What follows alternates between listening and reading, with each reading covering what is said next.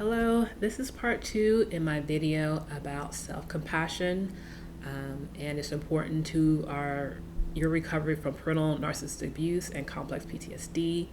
I wanted to go a little bit more in depth in what self-compassion is not and how it's different from self-esteem to get a little bit more clarity on what self-compassion is. I'll also talk about how it's affected my life personally and my recovery. Hi, I'm Manala Love, and my channel builds community to help you in your recovery from parental narcissistic abuse and complex PTSD by sharing the truth about parental abuse and its long-term effects, and also sharing tools that may help you in your recovery going from post-traumatic disorder to post-traumatic growth. What I'm talking about in this video is straight from this book that I mentioned in the previous video about self-compassion. Is the Mindful Self-Compassion Workbook by Drs. Kristen Neff and Christopher Germer. Again, I'll put the link to the book in the description so you can check it out for yourself. I've used it in my therapy sessions, and it's been very, very important to my recovery. Just to recap a little bit, self-compassion is basically involves treating yourself the way you would treat a close friend that's having a difficult time, giving that to yourself. This is what it isn't. It's not throwing a pity party for yourself. That's not self-compassion. It's not being weak. Being tough is not having self-compassion. It's not selfish. It won't make you lazy. It's not a way to make excuses for yourself or your bad behavior. It's not going to undermine your motivation because you're less critical of yourself. And actually, self-criticism undermines your self-confidence, and it makes you afraid of failure. It breeds fear. So self-compassion is important. How it's different from self-esteem. Self-esteem is a positive evaluation of our self-worth, which is not a bad thing. It's a good thing. However, self-compassion isn't a self-evaluation or judgment at all. It's a way of relating to our ever-changing landscape of who we are with kindness, with acceptance, especially when we feel inadequate. Another thing about self-esteem is that it requires you to feel better than others. Self-compassion is acknowledging that we're all imperfect. Self-esteem is a fair-weathered friend. It's there for us when we succeed, but it'll desert us when we need it the most, like when we feel like we've made a fool of ourselves or we made a major mistake. That's when we need that self-esteem, but that's when it abandons us. That's where self-compassion can come in. We can give ourselves self-compassion because we are hurting. Self-compassion is less contingent on conditions such as physical attractiveness or successful performance.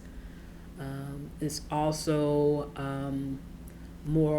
it also gives you more stable sense of self-worth than self-esteem.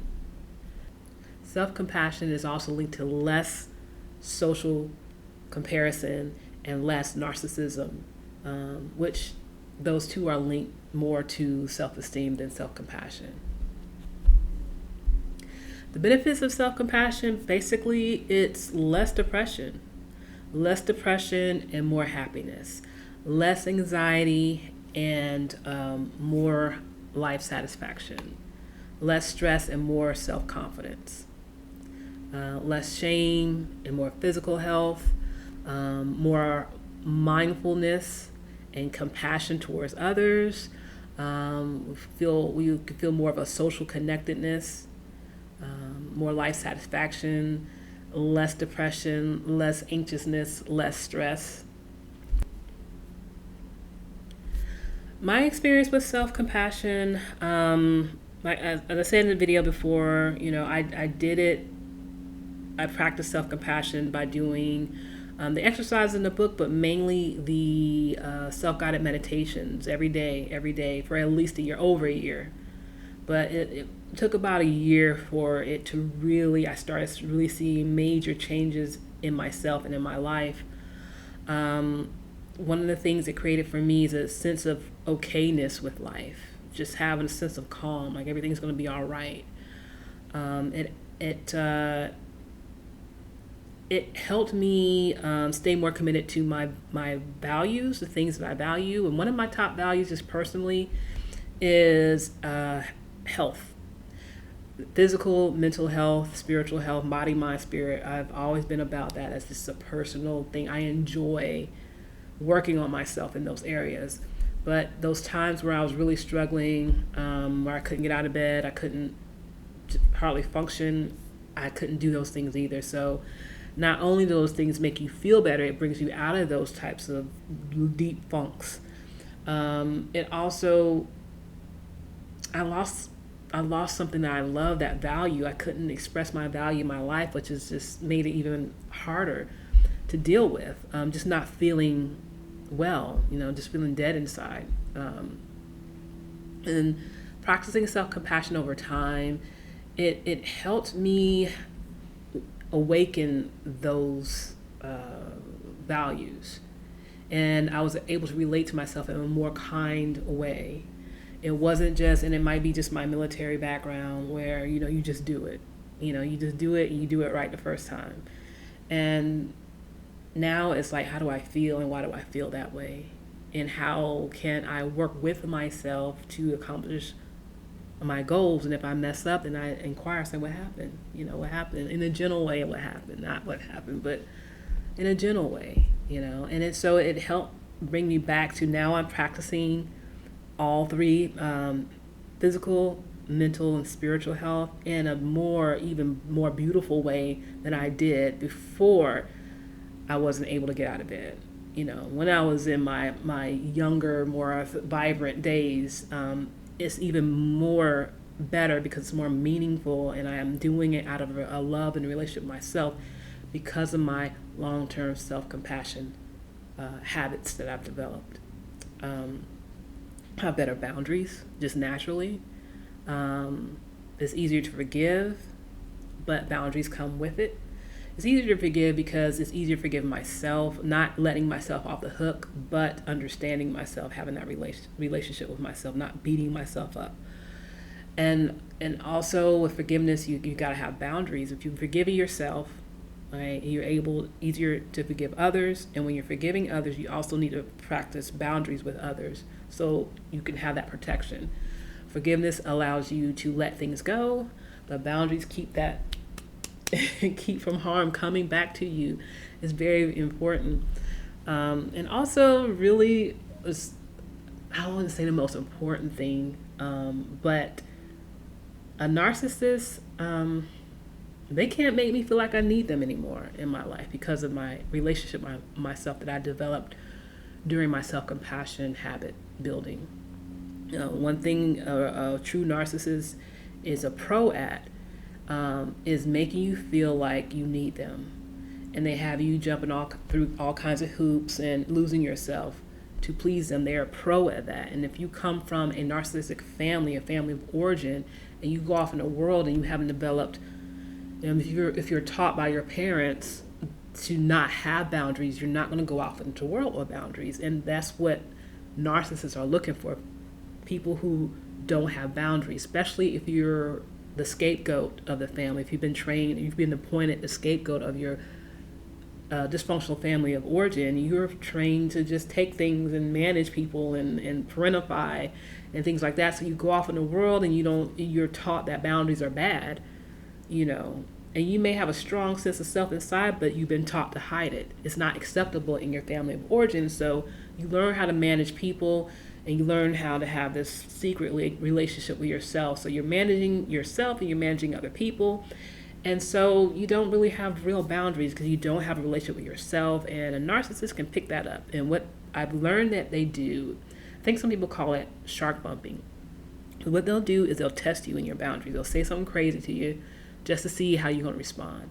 if you're gonna say like, what you say, or if you're just gonna ignore it like you didn't, if you ignore it like you didn't hear it, like a lot of us in narcissists that come from narcissistic family are trained to do, they'll pick up on that. It's like, oh, they don't have, he does not have strong boundaries, so now I can get to really play my game. I was right, they are a good target. And so they're going to go in for their master plan to make you feel like, love bomb you and all their little tactics, and to make you jump hoops to get you to, make you feel like, you need them, So now a narcissist can't do that to me anymore because I had that relationship with myself. I'm going to sound like Whitney Houston when I say this, but there's no greater love than the love that you have for yourself. There's no greater intimacy than the intimacy you can have with yourself. And a way to do that is not, so much we read about self-love and self-esteem, but it's that self-compassion, especially if you come from a family of origin that's dysfunctional, or you have parents that are narcissist, or a borderline parent, or just dysfunctional parents. And that's how you were nurtured and raised in that kind of environment. So yeah, there's no greater intimacy. It's a deeper intimacy that you can have with someone else. And I argue that it's hard to have that intimacy with someone else if you don't have it with yourself first. And it's easier to have that forgiveness because you're able to forgive yourself. Like, we're all human, we all make mistakes, and you're able to establish those boundaries. And so when a narcissist comes, they know and especially if you've been through it before. You have a lot of us that come from narcissistic families, we suffer narcissistic romantic relationships. So after some time, after you survive that, you look back, it's like you could probably sense a narcissist a mile away, but the ability to keep them away from you is to have those boundaries, because they can, I don't know, it's an energy that some people project, and a narcissist can just detect, and they're attracted, and they'll sharp bump you, they'll test you, and little things that we're just so ingrained to accept, little crazy things people say, we're just, because we're managing people, right? And so, but it's a meaningful thing, something that don't even register because we're used to hearing little crazy stuff and ignoring it so we can just maneuver through life and relationships and get through life. They're really testing, and they're really listening, and they're really seeing like, okay, where's your boundaries at? And can I play my game on her or him like I sense I can? And so they'll test you, and you don't think it's, you just hear something crazy, you used to hear something crazy, you come from a crazy family, say crazy things, but they're testing you, and this particular person is disordered. Most people aren't disordered, So that's something that self-compassion will give you, is that relationship with yourself, so you can have that boundaries. And so when you hear something crazy, it doesn't go into one ear out the other. You'll say like, you either know, okay, that's a narcissist testing me, or that's just sound crazy, I'm not with that. So that's an important factor as somebody who comes from a narcissistic family and also has survived some romantic narcissistic relationships. So to wrap up, if you want to test your level of self-compassion, I'm going to link the test that comes out of this book, this workbook. In the description, I'll put the link to the test so you can test your own level of self-compassion and see where you are on the self-compassion scale. Also the book, if you want to check it out, I recommend you check it out. I'll be creating more videos like this, recovering from parental narcissistic abuse, moving from post-traumatic disorder to post-traumatic growth. If I missed anything about self-compassion, please leave a comment. If you like this video, please like and subscribe and click the notification button so you'll notify when I download another video, when I upload another video. If you think this video would benefit someone else, please share it. Thank you for watching this video.